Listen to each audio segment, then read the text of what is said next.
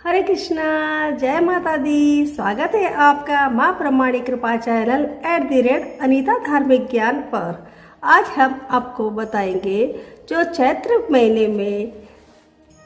महीने के कृष्ण पक्ष में जो दशा माता की पूजा की जाती है, वह पूजा किस प्रकार करते हैं, इसका क्या विधान है, कैसे इसकी पूजा होती है और इनके पीछे इनकी कहानी क्या है, इन सब की जानकारी दूँ। वीडियो को पूरा देखें और अपने परिवारों के साथ शेयर करें।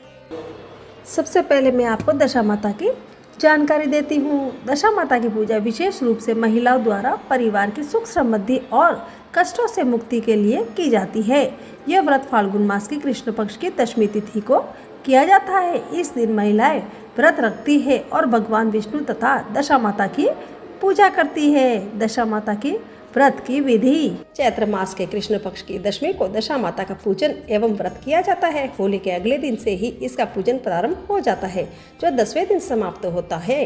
प्रतिदिन प्रातः स्त्री स्नान आदि करके पूजन की सामग्री लेकर पूजन करती है।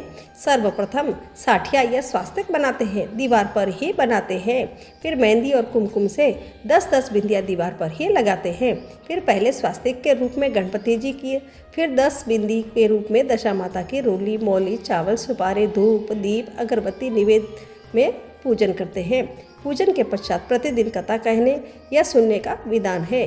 पहले दिन दशा माता की 10 कथाएं कहते हैं, फिर दूसरे और तीसरे, चौथे, 5वें, 6ठे, 7वें, 8वें और 9वें दिन 7-7 कथाएं कहते हैं। तत्पश्चात अंतिम दिन दशा माता की पुनः 10 कथाएं पूजन के पश्चात कही जाती है। इस दिन एक समय भोजन करके व्रत रखने का विधान है। दशा माता का पूजन प्रत्येक स्त्री, विधवा, सुहागिन सबको करना चाहिए, क्योंकि यह पूजन एवं व्रत घर पर ही दशा स्थिति को सुख समृद्धि रखने हेतु किया जाता है। पूजन में एक विशेष बात होती है कि एक हल्दी की रंगा गांठे लगा हुआ धागा होता है, जिसको दशा माता की बेल कहते हैं। इस बेल को पूजन के समय दशा माता में चढ़ाकर पुनः ले लेते हैं। इसको गले में धारण करने का विधान है। इस वर्ष धारण किया गया धागा बेल अगले वर्ष उतारकर पूजा करके पुनः नई बेल धारण करते हैं। दशा माता की पहली कथा इस प्रकार है। दशा माता की कथा विधि। जब तुलसी के पौधे में जो जहाँ उगे हो वहीं उनमें बाल निकाले। कलौरी, गाय बछड़ा जने, पहलौटी, घोड़ी के बछेरा हो या स्त्री के प्रथम गर्भ से बालक उत्पन्न हो, वह अच्छी घड़ी में हो। जब संकल्प कर डोरा या गंडा लिया जाता है। 9 सूत कच्चे धागे और 1 सूत व्रती के आंचल का, इस प्रकार 10 सूत का एक डोरा बनाकर इसमें गांठ लगाई जाती है। व्रत रख कर शाम को गंडे का सूत एक डोरा बनाकर गांठ लगाई जाती है। व्रत रख कर शाम को गंडे की पूजा होती है। 9 व्रतों तक तो शाम को पूजा होती है, परंतु 10वें व्रत में दोपहर के पूर्व ही पूजा होती है। जिस दिन दशा माता का व्रत हो उस दिन जब तक पूजा न हो, किसी को कोई वस्तु, यहाँ तक कि अग्नि तक नहीं दी जाती। पूजा के पहले उस दिन किसी का स्वागत भी नहीं किया जाता। 1 नोक वाले पान पर चंदन से दशा माता की प्रतिमा बनाई जाती है। आंगन लीप कर चौक पूर कर उस पर पट्टा और पट्टा पर पान रखा जाता है और अक्षत से उसी पूजा होती है और घी, गुड़, बताशा आदि का भोग लगता है। अंत में कथा कही जाती है। कथा समाप्त होने पर पूजा की सामग्री की गीली मिट्टी में पिंड में रखकर मौन होकर कुआं या तालाब आदि जलाशय में पथरा के तब पारना करती है। पारण करते समय किसी से बोलना नहीं चाहिए। जितना पारना परोसे उससे कुछ छोड़ना। थाली को भी धोकर पानी पी लेना चाहिए। अब मैं आपको कहानी सुनाने जा रही हूँ, आप ध्यानपूर्वक सुनिएगा। एक सास बहू थी। बहू का पति विदेश था। एक दिन सास ने बहू से अग्नि लाकर भोजन बनाने को कहा। बहू गांव में अग्नि लेने गई, पर किसी ने उसे अग्नि नहीं दी और कहा, जब तक दशा माता की पूजा न हो जाएगी अग्नि माता नहीं दूंगी। बहू खाली हाथ घर लौट आई और सास ने कहा कि गांव में दशा माता की पूजा है, इसलिए कोई अग्नि नहीं देता। शाम को सास अग्नि लेने गांव में गई। तब स्त्रियां ने उसे कहा कि सवेरे बहू आई थी, परंतु हमारे यहाँ पूजा हो रही थी, इसी कारण उसे अग्नि नहीं दी। सास अग्नि लेकर घर के दरवाजे तक पहुंची थी कि एक व्यक्ति बछड़ा लिए आया और उसके पीछे ब्याई कलोरी गाय थी। उससे पूछा कि वह गाय क्या पहलौटी या ब्याई है? आदमी ने कहा, हाँ बछड़ा है। सास ने बहू से कहा कि हम तुम भी गंडे ले और व्रत करें। दोनों ने गंडे की पूजा की।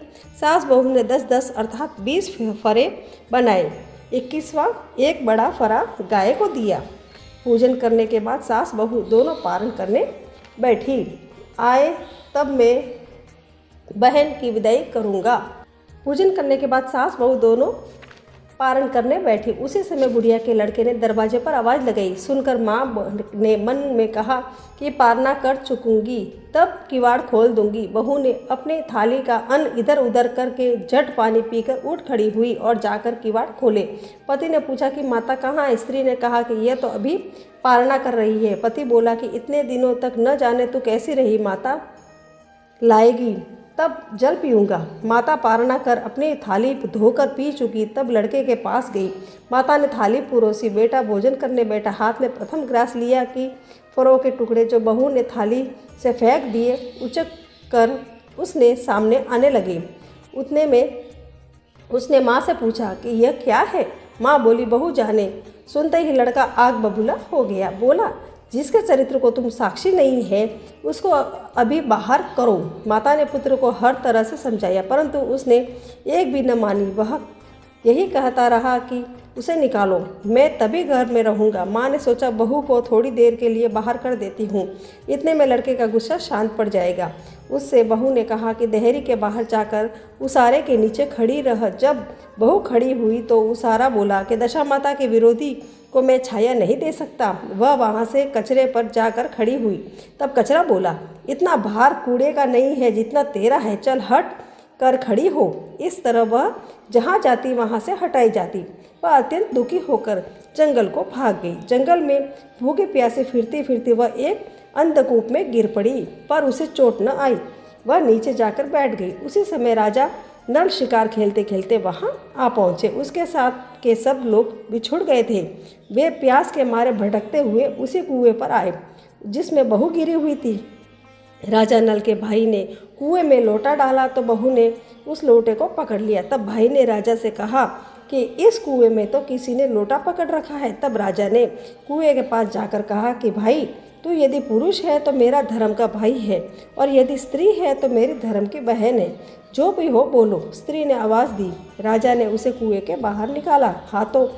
हाथी पर बिठाकर अपनी राजधानी में ले आए। महाराज को महलों को और आते देखकर महारानी ने खबर दी कि महाराज आ रहे हैं और एक रानी भी साथ ला रहे हैं। रानी बड़ी दुखी हुई। महाराज सामने आ पहुँचे। तब रानी ने विनय की कि महाराज, मुझसे ऐसे क्या भूल हुई जो आप मेरे रहते दूसरा विवाह कर लाए? इस पर नल ने हंसकर कहा, तुम्हारी सौत नहीं, मेरी बहन है। यह सुनते ही रानी का मुंह खिल उठा। राजा ने उसका नाम मुँह बोली बहन रखा और उसके लिए अलग महल बनवा दिया। एक दिन राजा की एक घोड़ी ब्याई। तब मुँह बोली बहन ने अपनी दासियों से पूछा कि घोड़ी पहलौटी ब्याई है या दूसरी या तीसरी बार?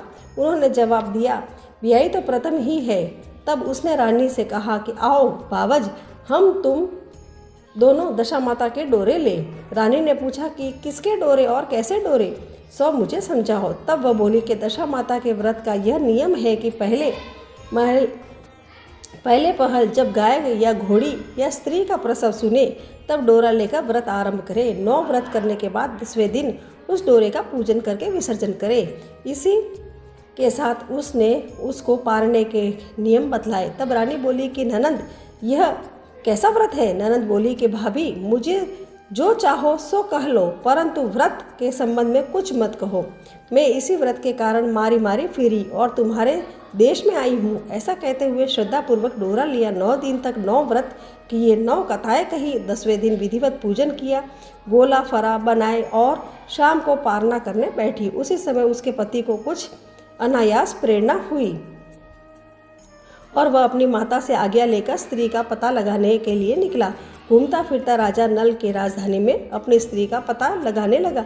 एक कुएं पर उसने औरतों को बातें करते सुना। एक बोली कि राजा हाल में मुँह बोली बहन लाए हैं, वह बड़ी ही सुंदर है। आजकल उसी का किया हुआ सब कुछ होता है। दूसरी बोली, वह जैसी सुंदर है वैसी धर्मात्मा भी है। जो उसके दरवाजे पर जाता है सादर इच्छा पर भिक्षा पाता है। तीसरी बोली, यह तो सब ठीक है, परंतु अब तक पता भी न चला कि वह कौन है। बातें सुनकर वह साधु वेश बनाकर राजा नल की मुँह बोली बहन के महल के द्वार पर पहुंचा और आवाज़ लगाई कि प्रबंधकर्ता उसे भिक्षा देने लगे। उसने भिक्षा लेने से इनकार कर दिया और कहा कि जब भिक्षा देने वाली खुद आकर भिक्षा देगी तब लूँगा। तब लोगों ने उससे कहा कि इस समय वह दशा माता का व्रत करके पारणा कर रही है, तब तक ठहरो रहो। वह चुपचाप बैठा रहा। पारणा कर लेने के बाद वह मुट्ठी में मोती भरकर लाई, परंतु पति को पहचान कर मुस्कुराती हुई लौट गई। दोनों ने एक दूसरे को पहचान लिया था। रानी ने ननंद को मुस्कुराते देख पूछा, आज इस परदेसी को देखकर हंसी हो, इसका क्या कारण है? उसने उत्तर दिया कि वह तो हमारे ही घर वाले हैं। रानी ने राजा से कहा, तुम्हारे मुँह बोली बहन के घर वाले आए हैं। राजा ने कहा उनसे कि कह दिया जाए कि घर जाकर वहाँ से अपनी हैसियत से आए, तब मैं बहन की विदाई करूँगा। वह वापस चला गया। उसने माता से कहा कि तुम्हारी बहू राजा नल के यहाँ उसकी बहन होकर रहती है, नियम धर्म से दिन बिताती है। तब माता ने आज्ञा दी कि तुम उसे ले आओ। वह डोली कहार आदि के साथ फिर से राजा नल के नगर में गया और राजा ने समधी की हैसियत से उसका स्वागत किया और कुछ दिन मेहमानों की तरह रखकर विधि पूर्वक बहन की विदाई की। जब वह महल से बाहर निकलकर चलने लगा तब महल भी उसके पीछे पीछे चलने लगा। रानी बोली, ननद जी तुम चलो और मेरा महल भी ले चली, जरा लौटकर पीछे की ओर देखती जाओ। उसने देखा कि राजा का संपूर्ण राजसी वैभव लुप्त हो गया। वह स्त्री तो बहुत अपने पति के साथ आकर आनंद से रहने लगी, परंतु राजा नल का यह हाल हो गया कि वह दोनों कमली कंथरी ओढ़े फिरने लगे। तब राजा नल बोले कि रानी, जहाँ राज किया वहाँ इस दशा में नहीं रह जाता, इसलिए यहाँ से जाना ही उचित है। रानी प्रतिव्रता थी। राजा रानी दोनों महल से निकल गए। चलते चलते एक गांव के पास पहुँचे। वहाँ बेर के वृक्ष के में अच्छे अच्छे बेर लगे हुए थे। राजा रानी दोनों भूखे थे। वे बेर बीनने लगे, परंतु बेर लोहे के होते जाते। इसी तरह से राजा व रानी जो वस्तु हाथ में छूते वही कंकड़ और पत्थर इत्यादि हो गया। राजा आगे बढ़े। रास्ते में उन्होंने एक बनिया मिला। उसने राजा नल को पहचान कर राजा रानी को आटा दिया। वे आटा लेकर एक नदी के किनारे गए। वहाँ रानी भोजन बनाने लगी और राजा स्नान करने लगा। रानी ने रोटियां सेक कर रखी। तब राजा आए और भोजन करने बैठे। तब रोटियां ईंट की हो गई। राजा रानी वहाँ से चलकर अपनी मुँह बोली बहन के यहाँ गए। बहन ने सुना कि उसके भाई भौजी आए हैं। उसने पूछा कि कैसे आए, तो सुना कि लटके चीतड़े आए हैं और कैसे आए हैं। यह सुनकर उसकी बड़ी लज्जा आई। उसने उन्हें एक कुम्हार के यहाँ ठहरा दिया। शाम को थाल से जाकर बहन खुद पावज से मिलने गई। उसने सामने थाल रखा तो पावज ने कहा कि इस थाल में जो कुछ भी हो कुम्हार के चक्के के नीचे रख दो और चली जाओ। वह थाल का सामान चक्के के नीचे रख चली गई। थोड़ी देर में राजा ने रानी से पूछा कि बहन आई थी। रानी ने कहा कि आई तो थी, पर जो कुछ लाई थी मैंने उसी चक्के के नीचे रखवा दिया। राजा ने देखा कंकड़ पत्थर के सिवाय और कुछ भी नहीं था। राजा समझ गया कि वह सब कुदशा है। वे चलकर अपने मित्र के घर गए। मित्र ने सुना कि उनके मित्र नल आए हैं, तो उसने पूछा कि कैसे आए। इन लोगों ने कहा कि कमरी ओढ़े कथरी बिछावे मांग मांग कर खाना खावे ऐसे आए हैं। मित्र ने दुखी होकर कहा कि कोई हानि नहीं, जैसे आए आखिर मित्र है वैसे आए।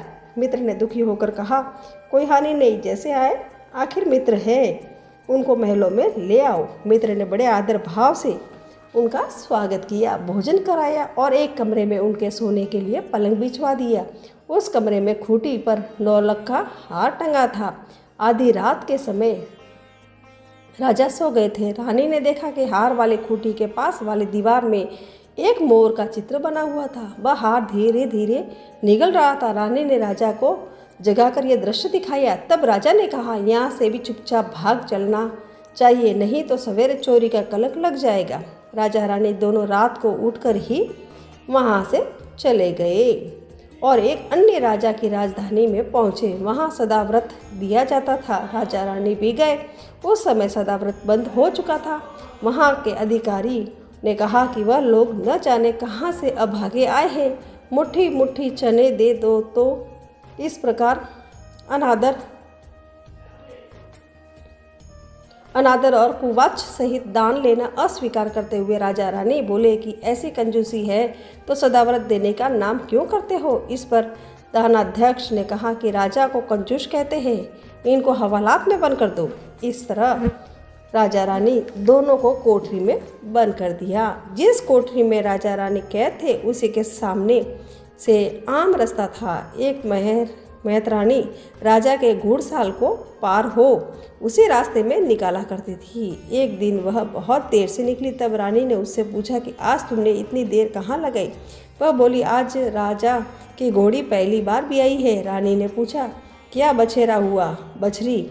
उसने जवाब दिया कि बछेरा हुआ और अच्छी साहित्य में हुआ। तब रानी ने राजा से कहा कि एक बार मैंने तुम्हारी मुँह बोली बहन के डोरे का अनादर किया था, उसी दिन से हमारी दशा बदल गई है, इसलिए आज मैं दशा रानी का डोरा लेती हूँ। राजा ने कहा, यहाँ पूजा की सामग्री कहाँ से आएगी? रानी ने कहा कि वही दशा रानी सब कुछ करेगी। तब 9 तार राजा की पाग के वह एक तार अपने आंचल का लेकर रानी ने डोरा बनाया और उसी समय से व्रत ठान लिया। थोड़ी देर में राजा खुद घोड़ी का बछड़ा देखने के लिए उसी रास्ते से निकला। राजा ने नल दमयंती को कोठरी में बंद देखकर पूछा कि ये लोग कौन है और किस अपराध के कारण यहाँ बंद है। पहरेदारों ने कहा कि ये लोग भिक्षा लेने आए थे, आपको गालियाँ देते थे, इसी कारण इन लोगों को कैद कर दिया था। राजा ने कहा कि यह तो इनका कोई अपराध नहीं है, इनको संतुष्ट करना चाहिए, इनको कभी कैद से बाहर निकालो।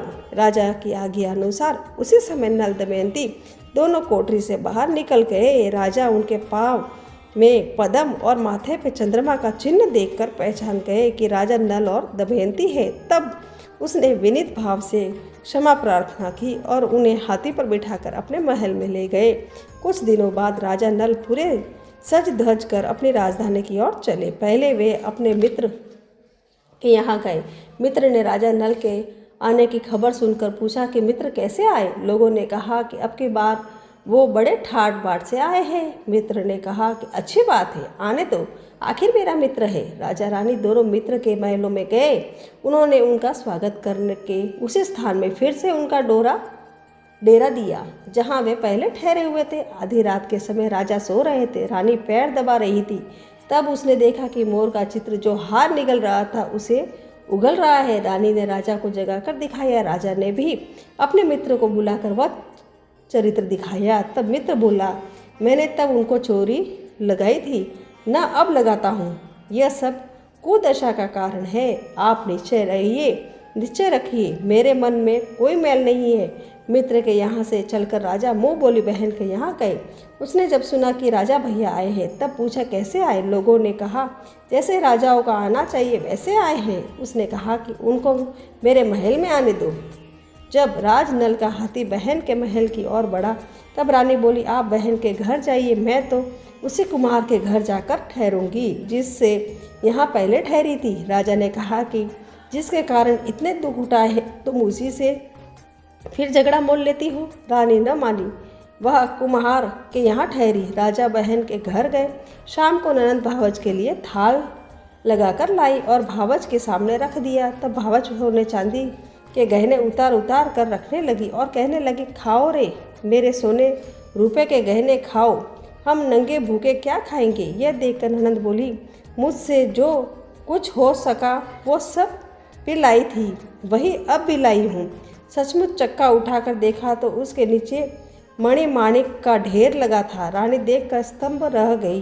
वह बोली, ननद तुम्हारा कोई दोष नहीं है, यह सब मेरी कुदशा का ही कारण था। रानी ने ननद का लाया हुआ सब सामान व कुछ अपनी तरफ से भी दिया, परंतु पूजा का न्योता न दिया। वहाँ से आगे चले, नदी के तट पर पहुँचे। पहुँचे तो वहीं पड़ाव पड़ गया। राजा का रसोड़ा चेताया गया। जब भोजन तैयार हो गया तो राजा भोजन करने बैठे। उस समय वे रोटियां जो ईंट की हो गई थी फिर से वही रोटियां हैं जो उस दिन अपने काम में न आई। मैं यदि आपसे कहती कि रोटियां ईंट की हो गई है तो आप न मानते। अब वह से सेना सहित राजा व रानी आगे बढ़े। जब राजा नल की फौज अपनी राजधानी के पास पहुंची तब सबको अपने राजा को पहचान कर बड़ा आनंद हुआ। वे उन्हें महलों में ले चले। राजा रानी के महलों में प्रवेश करते तुरंत ही दशा माता की पूजा का प्रबंध किया और सौभाग्यवती स्त्रियों को आमंत्रित किया। भोग के लिए सब तरह के पकवान बनाए गए। आटे की बटी हुई 10 बत्तियाँ, 10 गुड़ या शक्कर की गुजिया और 10-10 अठवाइयाँ सुहागिनों के आंचल में डाली गई। सुहागिनों को श्रृंगार आदि करके दशा रानी की पूजा आरंभ हुई।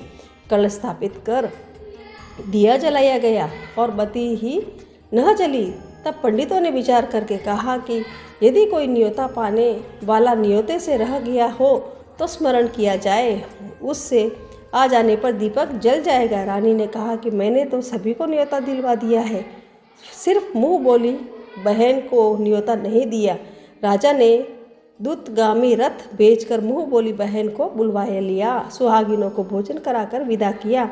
उसी समय राजा ने राज में हुक्म जारी किया कि अब से मेरी प्रजा के लोग दशा माता का व्रत किया करेंगे। भगवती दशा माता ने राजे नल को कष्ट दूर किए, वैसे ही सबके दिन सुधारे। इस प्रकार मेरी ये पहली कहानी समाप्त हुई।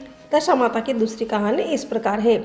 एक राजा के 2 रानियां थी। बड़ी रानी ने कोई संतान नहीं था, किंतु छोटी रानी के एक पुत्र था। राजा छोटी रानी और उसके पुत्र को बहुत प्यार करते थे। यह देखकर बड़ी रानी को ईर्ष्या होती थी। वह राजकुमार के प्राणों को प्यारी हो गई थी। बड़ी माँ ने उसे गले में काला सांप डाल के वह लड़का दशा रानी का दिया हुआ था, तो दशा रानी की कृपा से लड़के के गले में पड़ा हुआ सांप अपने आप सरक गया। उसे विष के लड्डू दिए। जो ही खाने लगा त्यों ही दशा माता ने दासी का वेश धारण कर उस लड्डू को छीन लिए। बड़ी रानी ने इसे पकड़कर गहरे कुएं में डाल दिया और दशा माता ने उसे बीच में ही रोक लिया। जब दोपहर का समय हुआ तो कुंवर नहीं दिखाई दिया।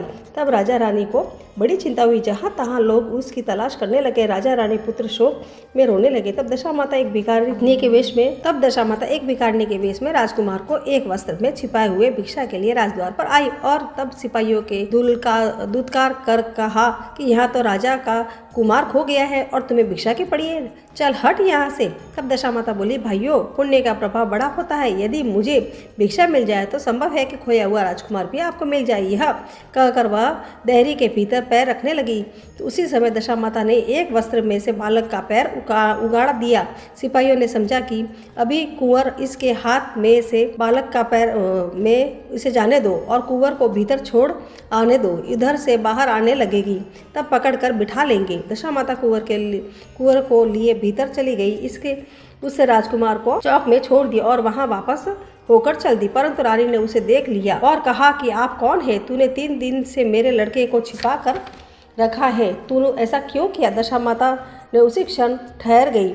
उसने कहा कि रानी, मैं तुम्हारे पुत्र को चुराने छिपाने वाली नहीं हूँ, मैं ही तेरी आराध्य देवी दशा माता हूँ। तुझे सचेत करने आई हूँ कि तेरी सौत तुझसे ईर्ष्या रखती है, वही तेरे पुत्र को मारना चाहती है। अपने पुत्र को कभी उनके पास न जाने दो और सारा हाल कह सुनाया। माता बोली कि मैं तुमको चेतावनी देने आई हूँ। अब तुम रानी भगवती के पैरों पर गिर पड़ी। उसने विनम्र भाव से प्रार्थना की कि जैसे आपने मेरे पुत्र की रक्षा की है वैसे ही मेरे सुख सौभाग्य की रक्षा करना और मेरी यह आप सदैव रहिए। मुझसे तो सेवा पूजा बनेगी सो करूंगी। तब दशा माता ने कहा कि मैं किसी के घर में नहीं रहती, जो श्रद्धा पूर्वक मेरा स्मरण करता है उसके हृदय में रहती हूँ। मैंने तुझे साक्षात दर्शन दिया, उसको उपलक्ष्य में तुम सुहागिनों को न्योता कर उनको यथाविधि आदर सत्कार से भोजन कराओ और अपने नगर में तथा राज्य में ढिंडोरा पिटवा कर सभी लोगों में डोरा लिया करो और व्रत किया करो।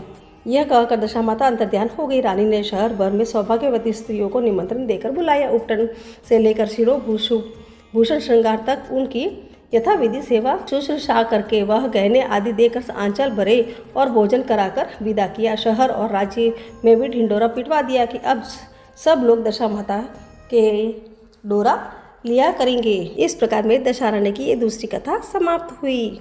दशा माता की तीसरी कहानी इस प्रकार है। एक साहूकार का बड़ा परिवार था। 5 बेटे व 5 बहुएं थी। एक लड़की थी। लड़की का विवाह हो चुका था किंतु विदाई नहीं हुई थी। इस कारण लड़की माता पिता के घर में ही थी। एक दिन साहूकारनी दशा माता के डोरे लेने का लगे। उनके बहुओं ने भी डोरे लिए। उन्होंने सास से पूछा कि ननद जी का भी डोरा लिया जाए। सास ने कहा कि अवश्य। तब वे बोली कि उनको व्रत के पहले ही विदा हो गई। तब सास ने कहा कि मैं पूजा का सब सामान साथ में दे दूंगी, वह अपने घर जाकर पूजा कर लेगी। लड़की ने दशा माता का डोरा ले लिया, परंतु पूजन के पहले ही उसके ससुराल से उसके पति लेने आ गए। माता ने विधि पूर्वक लड़की की विदाई की, पूजा का सब सामान रख दिया। जब वह अपने घर पहुंची तो पास पड़ोस की स्त्रियां नई बहू को देखने आई। सब लोग उसकी प्रशंसा करने लगे। किसी को नज़र डोरे पर पड़ी तो वह बोली कि बहू की माँ बड़ी टोटके पसंद करती है। इतना जेवर होते हुए भी 2 तागे सूत के उसके गले में क्यों पहना दिए हैं। सास, ननद, देवरानी, जेठानी, घर की सभी स्त्रियां बैठी तो उसी डोरे की सभी ने निंदा की। बहू का जी उब गया। तब उसने डोरे को तोड़कर जलती हुई भट्टी में डाल दिया। डोरे में आग लगते ही उनके सारे घर में आग लग गई। सब अपने अपने प्राण बचाकर भाग निकले। तब जलते घर में वह स्त्री पुरुष दोनों ही रह गए थे। दोनों जने भी गांव छोड़कर चले गए। आगे स्त्री, पीछे उसका पति। दोनों चलते चलते उस गांव में पहुंच गए जहां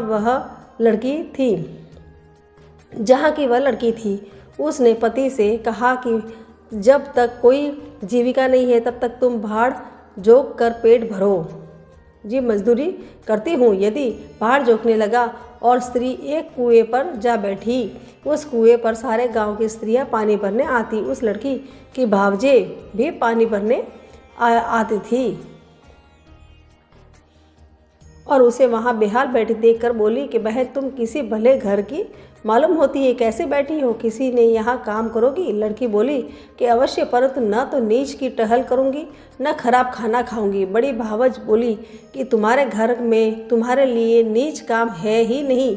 जब वे हमारी ननद ससुराल चली गई तब से हमारे बच्चे हैरान होते हैं। तुम उन्हीं को खिलाती रहना। उसकी राजी होने पर स्त्रियाँ अपने घर गई और सास से बोली कि माताजी, कुएं पर एक दुखी लड़की बैठी है। वह हमारे यहाँ तुम्हारे पोतों को खिलाने पर राजी है। आज्ञा हो तो उसे रख ले। सास ने कहा कि खुशी से रख लो। वे दूसरी बार पानी भरने गई तो उस दुखी को अपने घर ले गई और वह अपनी भावजों के बच्चों को खिलाने और खाना बनाकर निर्वाह करती थी। फिर से दशा माता के डोरे लेने का समय आया। सास ने कहा कि जब वह घर में रहती है तो उसे भी डोरा लेना चाहिए। तब बहुओं ने कहा कि ननद जी का डोरा लिया था, आखिर पूजा नहीं हो पाई और उनकी विदाई हो गई। अब दुखिया को डोरा लिवाती हो। यदि पूजा होने के पहले यह भी चली गई तब क्या होगा? सास बोली कि अब क्या हानि है, यह जहाँ भी रहेगी पूजा कर लेगी। तब दुखिनी ने भी दशा रानी का डोरा ले लिया। 9 दिन तक कथा कहानी होती रही। व्रत पूजन यथाविधि किया। घर में गोबर से चौका लगाया। चौका पूरा और पूजा की तैयारी करने लगी। तब दुखिनी बोली कि भाभी, मुझे फटा पुराना कपड़ा मिल जाए तो मैं भी स्नान कराऊं। तब बहुओं ने सास से पूछा कि हमारे पास ननद जी की साड़ी रखी है, कहीं इसे दे दे। सास ने कहा कि हाँ, दे दो। पुरानी साड़ी लेकर दुखिनी स्नान करने गई। उसने सिर से स्नान करके साड़ी पहनी और गीले बाल बिखराए हुए घर आई। यहाँ पूजा आरंभ ही हो गई थी कि ज्यों ही पूजा में आकर बैठी एक भावज ने कहा कि साक्षात ननद की उनहार है। इस पर सास ने नाराज होकर कहा कि चुप रहो, मुझे कथा कह लेने दो। तुम्हारी बातों में मैं कथा भूल जाती हूँ। बहुएं चुप हो गई। फिर दुखिनी समेत घर की सब स्त्रियां ने पारण किया। फिर सब एक दूसरी सिर गूंथने लगी। एक ने दुखिनी से कहा कि आ, मैं तेरा सिर गूंथ दूँ। सिर गूंथते हुए बोली कि जैसे गूंथ उसके सिर में है वैसे ही गूंथ हमारी ननद के सिर में भी थी। इस पर साहूकारनी बोली कि मेरी लड़की अपने ससुराल में सुख देख रही होगी, उसकी तुम कहाँ इस दुखनी से तुलना करती हो। सास ने बहू को डांट दिया, परंतु उसकी बात उसके भी मन में लग गई। उसने दुखिनी से कहा कि आज रात तुम मेरे पास सोना। रात को जब बहुएं सो गई तब बुढ़िया ने पूछा कि क्यों दुखी हो? तो तेरे पीहर में कौन कौन है? उसने जवाब दिया कि मेरे ऐसे ही 5 भाई हैं, 5 भौजाई है, तुम जैसी माँ और पिता थे। पुनः बुढ़िया ने पूछा, फिर क्या हुआ? वह बोली कि मैंने अपने पीहर में दशा माता का डोरा लिया, उसका पूजन नहीं हो पाया, ससुराल को विदा हो गई। वहाँ स्त्रियों ने मेरे गले में डोरा देखकर हंसी उड़ाने शुरू कर दी। तब मैंने उस गंडे को आग में डाल दिया। उसी गंडे के साथ साथ सारा घर जलकर भस्म हो गया। सब लोग 3-13 हो गए। हम दोनों जने भाग कर वहाँ से चले आए। माता ने पूछा कि तेरा पति कहाँ है? दुखिनी बोली कि वहाँ तो वह बड़बूजों के यहाँ भाड़ जोतते हैं। साहूकारनी अपनी लड़की को पहचान कर उसके गले में लग कर रोने लगी। उसके रोने का शब्द सुनकर 5 लड़के उसके पास आए। तब बुढ़िया ने कहा कि यह दुखिनी कोई और नहीं, तुम्हारी सगी बहन है, तुम्हारा बहनोई बड़बूजे के यहाँ भाड़ जोतता है। दशा रानी के कोप से इनकी ऐसी गति हुई है। सवेरे उसे स्नान कराया और उत्तम वस्त्र पहनाए। कुछ दिनों बाद उन्होंने दुखिनी को ससुराल जा रही साथ विदा कर दिया। दुखिनी अपनी दशा पर विचार करती हुई जब ससुराल जा रही थी, तब मार्ग में उसी एक नदी मिली जहाँ कुछ अप्सराएं नहाकर दशा रानी का गंडा ले रही थी। उनके पास एक गंडा अधिक था। उसने उनमें से एक ने डोली के पास जाकर पता लगाया और दुखिनी को वह डोरा झेला दिया। तब दुखिनी घर पहुंचकर उसकी सास और देवरानी जेठानी सब उसकी बाट देख रहे थे। दुखनी ने कहा कि तुम लोगों ने पहले दशा रानी के डोरे को निंदा की थी, इसलिए सब का विछोह हुआ है। घर का धन धान्य स्वाहा हो गया है। अब की बार कोई गंडे की चर्चा न करना। सब ने खुशी से उसकी बात मान ली। 9 दिन कथा कहानी सुनी। 10वें दिन विधि से गंडे की पूजा हुई। 7 सुहागिनें न्योते गई। मेहंदी आदि से उनका श्रृंगार कराकर आंचल भरे गए। इस प्रकार खुशी से दशा रानी का पूजन हुआ। दशा रानी ने जैसे दुखनी की दशा फेरी, उसी प्रकार सब पर कृपा करना। इस प्रकार मेरी दशा रानी की तीसरी कहानी समाप्त हुई। चौथी कहानी इस प्रकार है। एक राजा की रानी बहुत ही कोमल थी। वह फूलों की सेज पर सोया करती थी। एक दिन सेज में कच्ची कली बिछ गई, जिससे रानी को नींद नहीं आई। राजा ने पूछा कि प्रिय, आज तुमको नींद क्यों नहीं आती? तो रानी बोली कि आज सेज में कच्ची कली रह गई है, वह मेरे शरीर को गढ़ती है। उसी समय दीपक हंसा। राजा ने दीपक से प्रार्थना की कि हे दीपक देव, आप क्यों हंसे? उस ज्योति स्वरूप दीपक ने उत्तर दिया कि अभी तो रानी कच्ची कली के कारण ठसकती है, कल सवेरा होते ही जब सिर पर बोझा ढोवेगी तब क्या होगा? राजा ने पूछा कि क्या मेरे देखते मेरे जीते जी ऐसा हो सकता है? तब दीपक ने उत्तर दिया, हाँ। उसकी ऐसी भविष्यवाणी सुनकर राजा ने अपने मन में कहा कि देववाणी असत्य नहीं हो सकती। रानी को अवश्य ही बोझा ढोना पड़ेगा, परंतु यह हो सकता है कि यदि मैं इसको जीते जी समुद्र में बहा दूं तो ये बोझा ढोने से बच जाए, क्योंकि जब समुद्र में वह डूब जाएगी तो बोझा कौन ढोएगा? राजा ने उसी समय रानी से कहा कि चलो हम तुमको तुम्हारे पियर भेज आए। रानी तैयार हो गई। तब राजा ने उसे संदूक में बिठाकर नदी में बहा दिया। वह नदी समुद्र के ऐसी जगह जाकर मिलती है जहां उस राजा के बहनोई का राज्य था। समुद्र से मोती की सीपें निकाले जाने का राजा को ठेका था। रानी का संदूक बहता हुआ जब वहां पहुंचा, तब राजा ने मल्लाहों को हुक्म दिया कि संदूक को मेरे सोने के कमरे में रख दिया जाए। राजा के शयनागार में संदूक पहुंचते ही रानी ने सुना कि राजा ने उसे समुद्र में पाया है। तब वह फौरन उसे देखने के लिए गई। उस समय पहरेदार वहां से हट गए। रानी ने कौतुकवश संदूक खोला। उसने उस समय पहरेदारों से कहा कि आप वहां से निकल जाए, और वह फिर संदूक खोलने लगी। संदूक खोलते ही उसने एक सर्वांग सुंदरी 16 श्रृंगार किए बैठी देखी। रानी ने अपने जी में सोचा कि अगर राजा इसको इस दशा में देखेगा तो वह इसका ही हो जाएगा, मुझको त्याग देगा। इसलिए इस स्त्री का हुलिया बिगाड़ कर संदूक में बंद कर देना चाहिए। तदनुसार उसने रानी के जेवर कपड़े सब उतार कर तथा मैले कुचले फटे पुराने कपड़े पहना दिए और संदूक को वापस बंद कर दिया। राजा जब महल में आया तब उसने रानी को पूछा, क्यों रानी, तुमने देखा इतने क्या है? रानी ने जवाब दिया कि मैंने कुछ नहीं देखा। राजा ने रानी के सामने संदूक खुलवाया तो उसमें फटे पुराने कपड़े पहने एक भिखारिनी सी दिख पड़ी। रानी ने कहा कि यह तो कोई निर्वासित भिखारिनी दिखाई देती है, इसको कारखाने में भिजवा दिया जाए, वहाँ लकड़ी ढोती रहेगी और खाना पाती रहेगी। राजा ने रानी के कहे अनुसार उसे कारखाने में भेज दिया। एक दिन रानी की सहेलियां ने नदी में स्नान करके दशा रानी के डोरे ले रही थी। एक डोरा अधिक था। इसी विचार में थी कि किसको दिया जाए।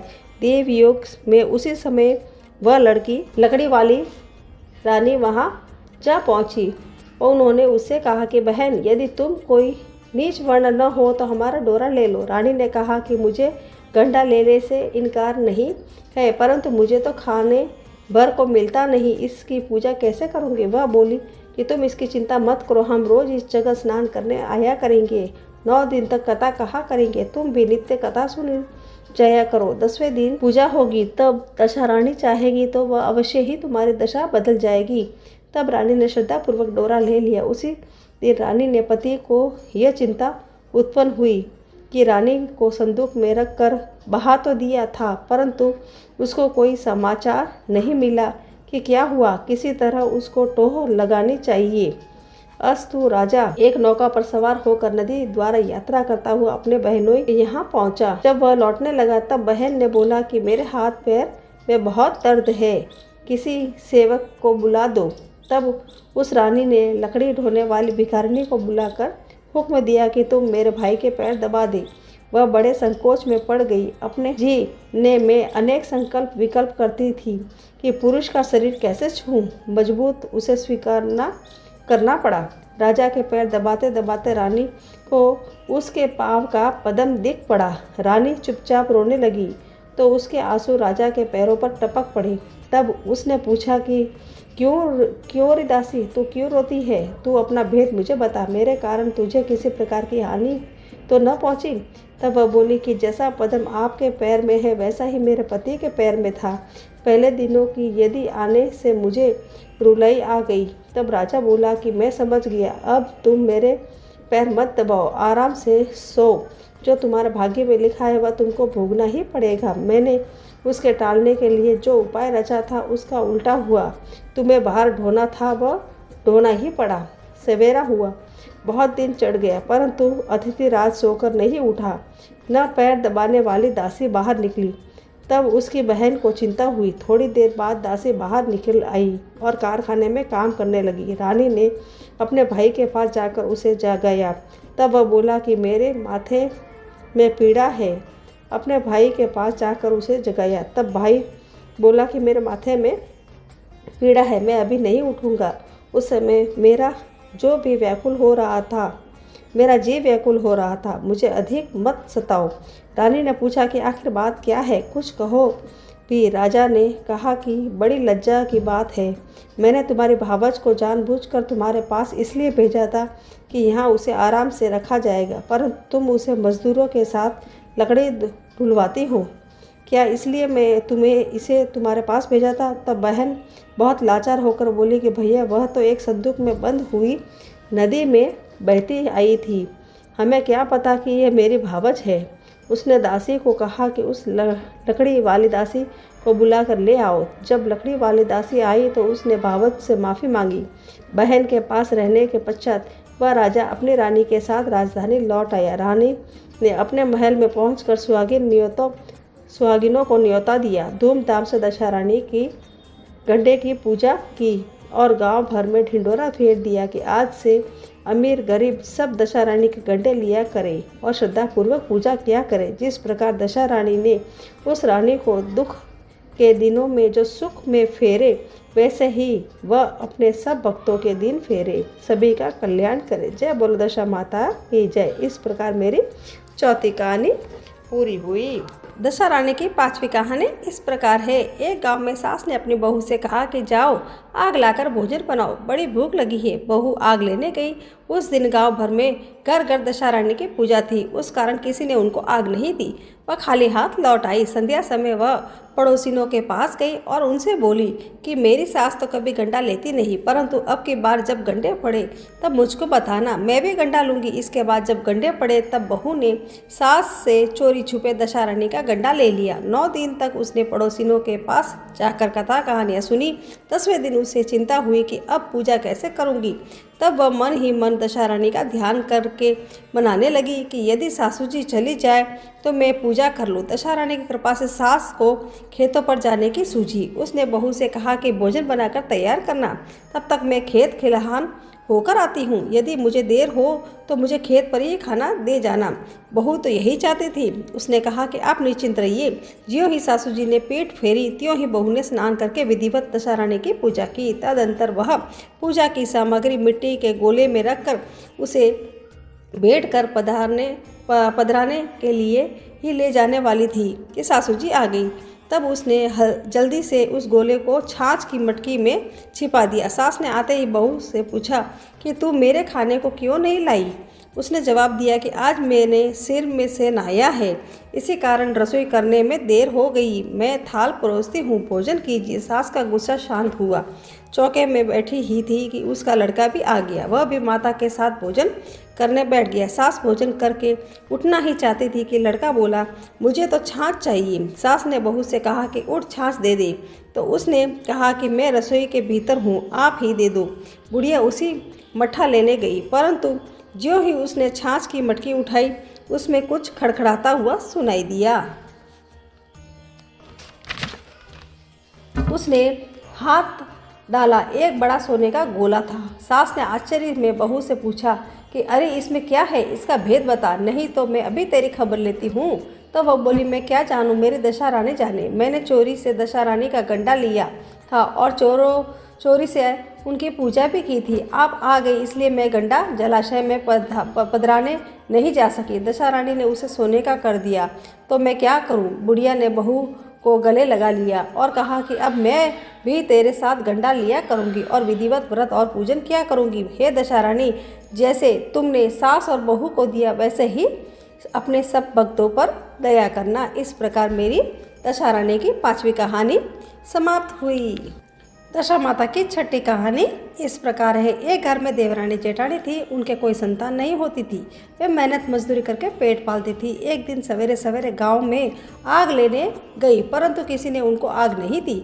उस दिन गांव भर में दशा रानी का पूजन हो रहा था। दोनों घर आकर कहने लगे कि आज तो गाँव में भर में दशा रानी का पूजन हो रहा है, इसलिए आग किसी ने भी नहीं दी। ये क्या किया जाए। आखिर जेठानी बोली कि कुछ हानि नहीं, आज हम लोगों का भी व्रत सही। शाम को जब आग मिलेगी तभी हम घर में भोजन बनाएंगे।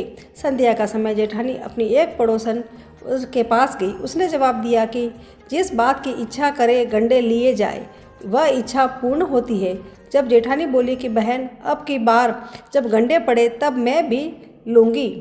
जेठानी आग लेकर पड़ोसन के घर से बाहर निकली ही थी कि एक बछड़ा था।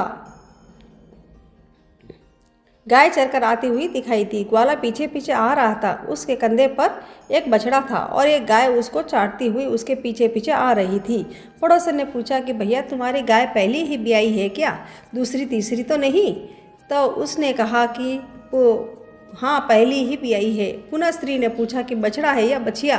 ग्वाला ने जवाब दिया कि बछड़ा है। तब पड़ोसन ने जेठानी से कहा कि लो, अब घर जाकर दशा रानी का गंडा ले लो। 9 दिन तक कथा कहानियाँ सुनना। 10वें दिन सिर से स्नान करके पूजन करना। दशा रानी तो 10 दिन के भीतर ही तुम्हारी मनोकामना पूर्ण करेगी।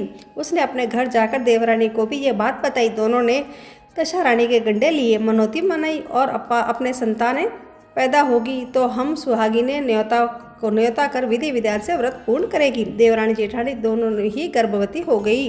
9 महीने 9 दिन के बाद ही दोनों ने गर्भ से 2 सुंदर बालक जन्मे। देवरानी ने कहा कि लड़के होने पर जो सुहागिनें न्योते को मनौती की थी उस न्योतों को देना चाहिए। जेठानी ने कहा कि अभी ऐसी क्या जल्दी पड़ी है, जब लड़के बड़े होंगे उनकी सगाई होगी उसी दिन सुहागिनें न्योता देंगे। लड़के बड़े हो गए, उनकी सगाई संबंध भी पक्का हो गया।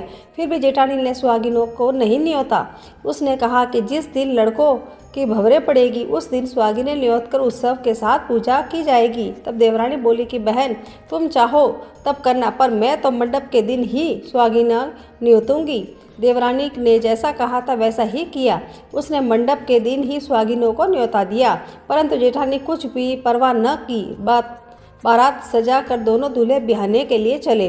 जिस लड़के की माता ने मंडप के दिन सुहागिनों की न्योता थी उसका तो विवाह बड़ी धूमधाम के साथ पूर्ण हुआ, परंतु जिसकी माता ने सुहागिनें नहीं न्योती थी उसको ठीक भावरों के समय दशा रानी के बीच मंडप में हर कर ले गई। दूल्हा को एकदम गायब होते देखकर वर कन्या दोनों पक्षों में हाहाकार मच गया। लड़की की माता बड़े संकट में पड़ गई कि अब यह अधब्याही लड़की किसके सर मंडी जाएगी। पास पड़ोस की चतुर स्त्रियों ने लड़की के माता को समझाया और ब्याह का जो सीधा सामान बचा हुआ था उसे उसी लड़की के हवाले कर दिया। लड़की मंगते भिखारी को सदाव्रत देने लगी। एक दिन एक साधु तीर्थ यात्रा करता हुआ उसी गांव की ओर आया। गांव से बहुत दूर घने जंगल में एक बड़ा पीपल का पेड़ था। लोग उस पीपल के पेड़ के पारस पीपल कहते थे। उसी पेड़ में दशा रानी का वास था। साधु चलता चलता शाम हो गई। उसी पेड़ के नीचे ठहर गया। वहाँ अंधेरा हो गया। जब दिया बत्ती का समय हुआ तो झाड़ूदार ने आकर उसी पेड़ के पास मैदान में झाड़ू लगाई। फिर भिस्ती ने आकर जमीन छिड़की और माली ने आकर यथास्थान बैठने लगे। सब ने पीछे स्वर्ग से राजा इंद्र का सिंहासन उतरा। उसी के साथ अनेक अप्सराएं सात सम्मान सहित वहां आई और इंद्र के सिंहासन के सामने नाचने लगी। उसी समय दशा रानी उस अधब्याही लड़के को गोद में लिए पीपल के पेड़ से उतरी।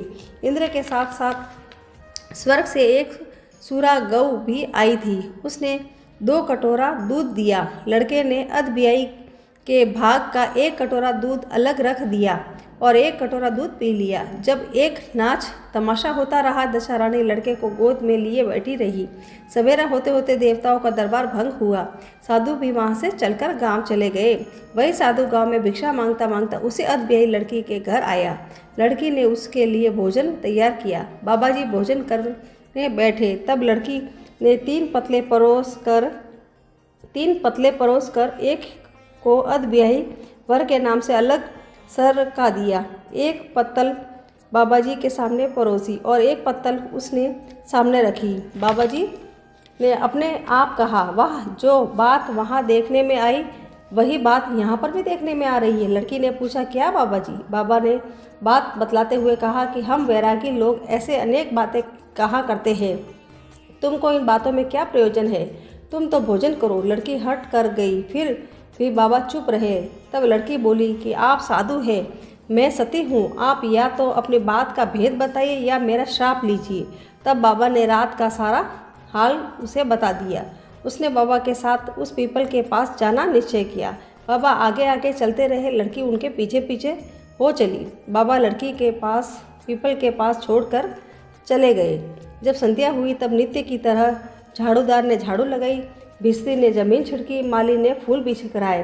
राजा इंद्र आए और परियों का नाच गाना होने लगा। उसी समय दशा रानी पीपल पर से उतरकर दरबार में बैठी। लड़के ने सूरा गाय से दूध लिया और उसने अधब्याही का कटोरा अलग रख कर ज्यों ही अपना कटोरा मुंह में लगाया त्यों ही लड़की कटोरा हाथ में लेकर वर के सामने आ गई। वह बोली कि अपना भाग लेने के लिए मैं उपस्थित हूँ, सेवा भी करूँगी। तब वह बोला कि मैं दशा रानी की सेवा में रहता हूँ। अभी मुझे दरबार में जाकर उन्हीं के गोद में बैठना होगा। यदि तुम मुझको चाहती हो तो दशा रानी को प्रसन्न करके उनसे मुझे मांग लो। लड़का दशा रानी की गोद में जा बैठा।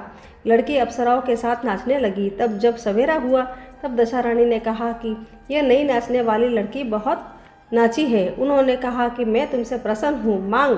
क्या मांगती है? लड़की ने दशा रानी से वचन ले लिया कि मैं जो मांगूँ सो पाऊँ। अच्छा, उसने दौड़कर अपने पति के पकड़ लिया और कहा कि मुझे यही चाहिए। दशा रानी ने कहा कि तू मांगा तो बहुत, परंतु मैं वचन दे चुकी हूँ, इस कारण तेरा वर तुझे देती हूँ। राजा इंद्र ने दशा रानी से पूछा कि भगवती, ये सब क्या भेद है, जरा मुझे भी बताइए। दशा रानी बोली कि यह लड़का मेरे ही वरदान से पैदा हुआ था।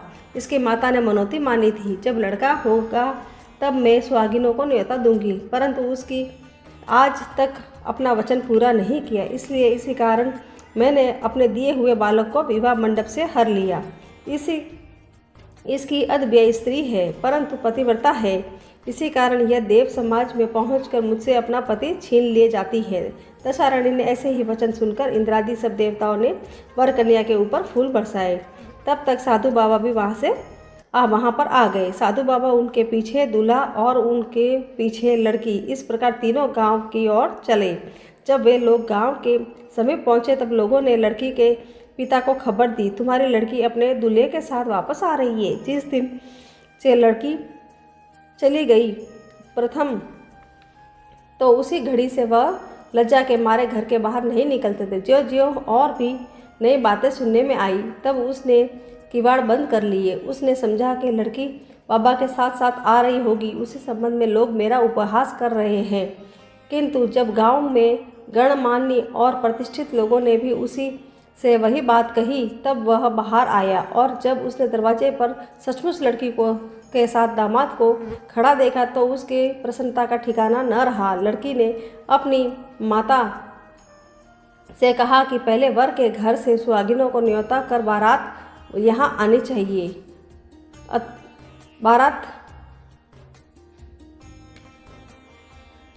अतः लड़की के पिता ने लड़के के घर खबर भेजी। वहाँ सुहागिनों को न्योता कर बारात चली। बड़ी धूमधाम से विवाह हुआ। वर वधू दोनों अपने घर गए। तब फिर से लड़के की माता ने सुहागिना न्योती। दशा रानी ने जैसी सती की दशा फेरी वैसे ही वह कथा में श्रोता वक्ता आदि सभी का कल्याण करे। इस प्रकार मेरी दशा रानी की 6ठी कहानी पूरी हुई। 7वीं कहानी इस प्रकार है। एक गांव में ब्राह्मणी रहती थी। उसका एक लड़का था। एक दिन वह लड़के से बोली कि बेटा कुछ काम करो जिससे अपना निर्वाह हो। तब लड़का गांव वालों की गाय चराने लगा। एक दिन लड़का पशुओं को पानी पिलाने घाट पर गया था। वहाँ स्त्रियाँ स्नान करके दशा रानी के गंडे ले रही थी। उनका एक गंडा अधिक था। उनमें से एक ने कहा कि लड़का किसी उच्च वर्ण का हो तो उसी को गंडा दे देते हैं। फिर स्त्री ने पूछा कि तुम कौन वर्ण हो?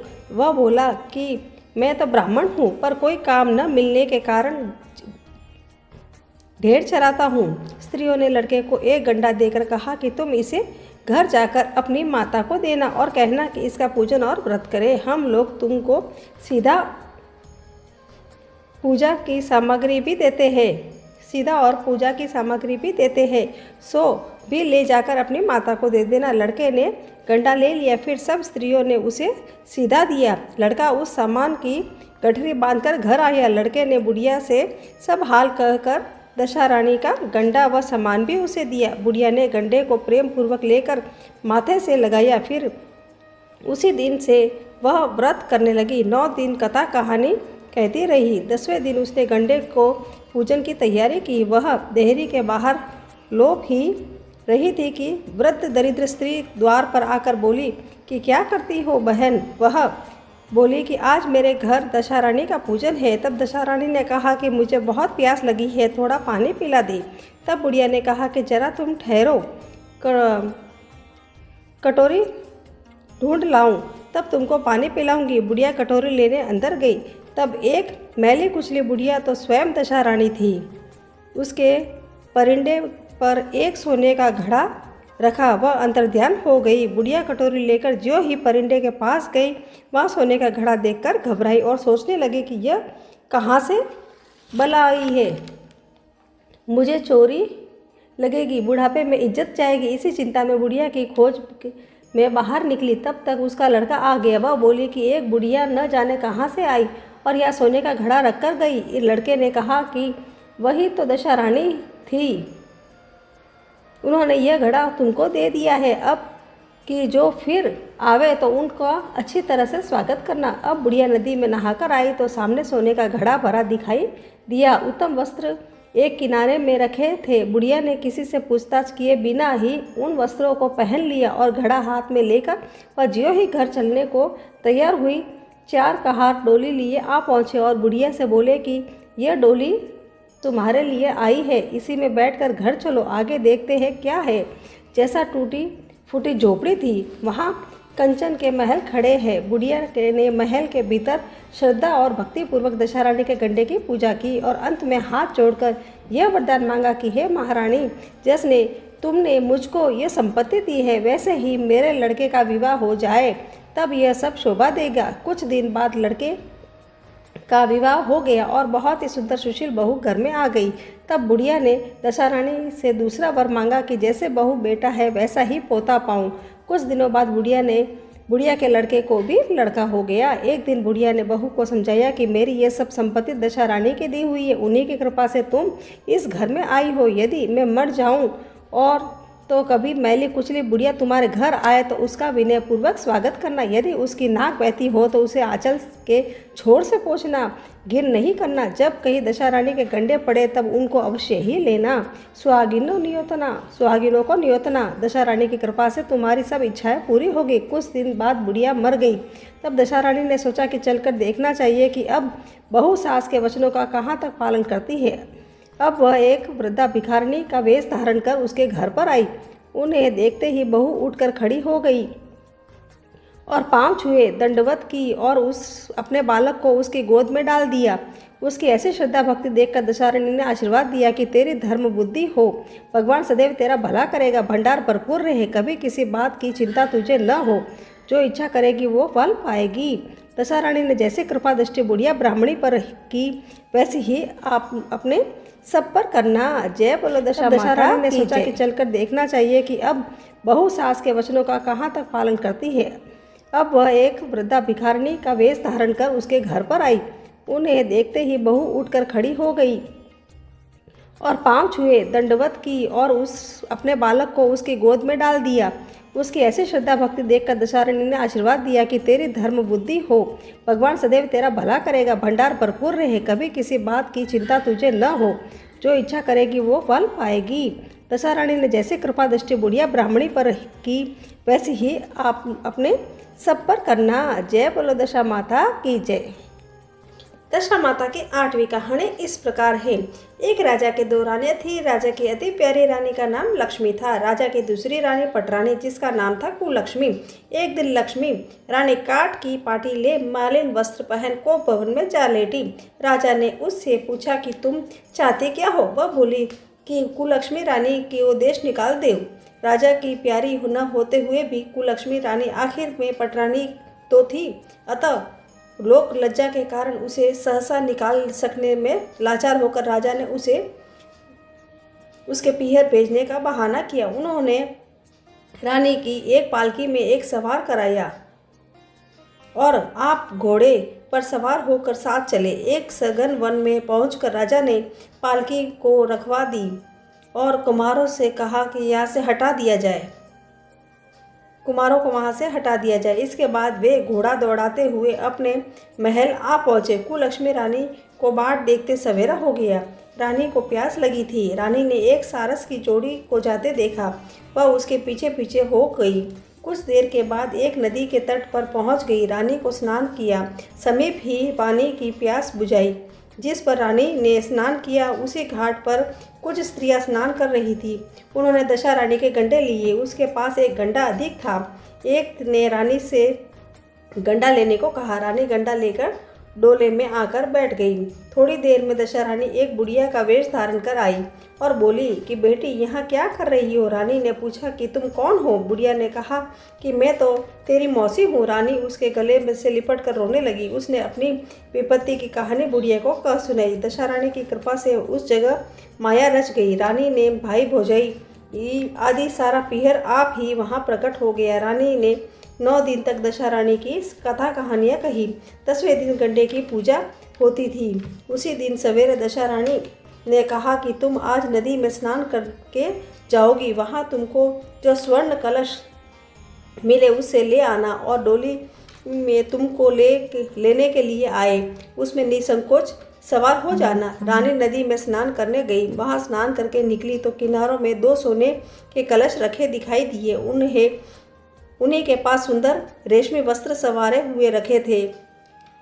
रानी ने वस्त्र बदल कर घड़े भरे और ज्यों ही अपने स्थान को और चलना चाहा त्यों ही वह डोली सामने ही आती दिखाई दी। रानी समझ गई कि हो न हो इसी डोली के बारे में मौसी ने मुझे सूचना दी थी। वह फौरन डोली में सवार होकर अपने घर गई। वहाँ स्वयं स्त्रियां समेत रानी ने दशा रानी के गंडे की पूजा की, सुहागिनों को भोजन कराया और पारण किया। तदंतर रानी अपने पीहर के परिवार में आनंद पूर्वक हिल मिलकर रहने लगी। सहसा राजा को रानी का स्मरण हुआ। वह चलता चलता उस स्थान पर पहुंचा जहां वह रानी का डोला रखा आया था, परंतु उसे यह देखकर बड़ा आश्चर्य हुआ कि जहां सघन वन था वहां सुंदर नगर बसा हुआ है। राजा ने प्रश्न करने पर लोगों ने कहा कि वह कुलक्ष्मी रानी का नगर है।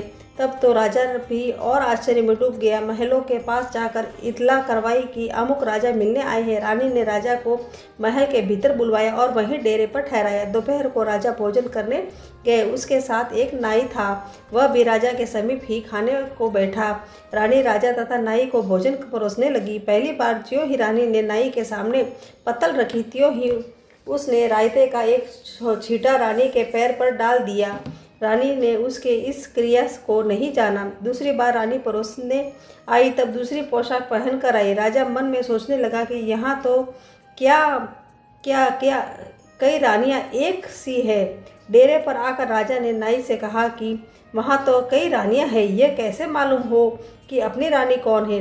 नाई बोला कि रानी तो एक ही है, वह पोशाक बदल बदल कर परोसने आई है, इससे आपको भ्रम हुआ है। राजा ने पूछा कि जैसे तूने कैसे जाना कि रानी एक ही है। वह बोला कि मैंने पहले ही रानी के पैर पर रायते का छींटा डाल दिया था। वह दूसरी बार वह परोसने आई, तब भी उसके पैर पर वही छींटा पड़ा था। जब तीसरी बार आई तब वही छींटा देखा। इस बीच रानी ने राजा को अपने महल में बुलाया। वह सेज सजी हुई थी, उसी पर राजा को बैठाकर उसने पान दिए। राजा लेट गया, रानी पैर दबाने लगी। तब राजा ने कहा कि रानी बहुत दिन हो गए हैं, अब राजधानी को चलो। रानी ने जवाब दिया कि मैं नहीं चाहती, आप तो मेरा सर्वनाश कर चुके थे। यह तो मैं सब मेरी मौसी की बदौलत है कि मैं आज जीती बच गई हूँ। इस पर राजा ने पश्चाताप करते हुए माफ़ी मांगी। तब रानी बोली कि मैं केवल एक शर्त पर आपके साथ चल सकती हूँ, ये बाग बगीचे आपकी राजधानी के समीप पहुँच जाए, जिससे जब मेरा जी चाहे आपके महल में रहूं और जब जी चाहे तब तक मैं मौसी के महल में चली जाऊं। मेरी मौसी बड़ी दयावान और भोली भाली है। राजा ने रानी की मौसी दशा रानी के पास जाकर ज्यों ही यह निवेदन किया, उसी समय दोनों शहर पास पास हो गए, मानो एक दूसरे के भाग हो। राजा ने दशा रानी की कृपा का प्रभाव जानकर शहर पर में ढिंढोरा पिटवा दिया कि अब से सभी लोग दशा रानी की पूजा क्या करेंगे। भगवती दशा रानी की कुलक्ष्मी रानी पर जैसी कृपा की, वैसी आपत्ति में पड़ी हुई हर स्त्री में रक्षा करना और उन पर दया करना। जय बोलो दशा माता की जय।